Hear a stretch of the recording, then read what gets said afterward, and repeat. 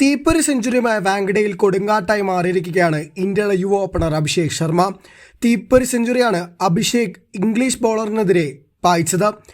37 പന്തിൽ നിന്നാണ് അഭിഷേക് തന്റെ രണ്ടാമത്തെ അന്താരാഷ്ട്ര സെഞ്ചുറി കണ്ടെത്തിയത്. ഇതോടെ ചില വമ്പൻ റെക്കോർഡുകളും താരം പഴങ്കഥയാക്കുകയും ചെയ്തു. ഈ പരമ്പരയിലെ റൺവേട്ടക്കാർ പട്ടികയിൽ മുന്നിലാണ് അഭിഷേക് ഉള്ളത്. 54 പന്തിൽ 135 റൺസാണ് വാരിക്കൂട്ടിയത്. 13 സിക്സും 7 ഫോറുകളും ഇതിൽ ഉൾപ്പെടും. T20യിൽ ഒരു ഇന്ത്യൻ താരത്തിന്റെ ഏറ്റവും ഉയർന്ന വ്യക്തിഗത സ്കോറാണ് അദ്ദേഹം നേടിയത്.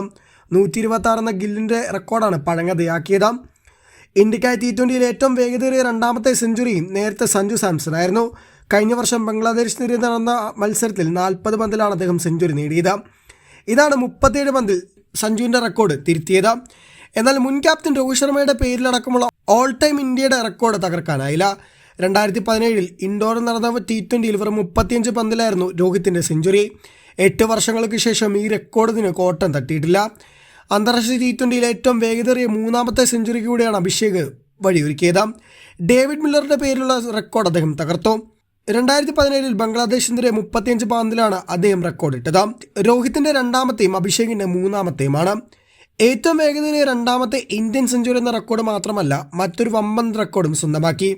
വേഗമേറിയ അർദ്ധ സെഞ്ചുറി നേടിയ ഇന്ത്യൻ താരങ്ങളുടെ എലൈറ്റ് ലിസ്റ്റിലെ രണ്ടാമതായാണ് അദ്ദേഹം മാറിയത്. 50ലേക്ക് എത്താൻ 17 പന്തുകൾ മാത്രമേ വേണ്ടി വന്നുള്ളൂ.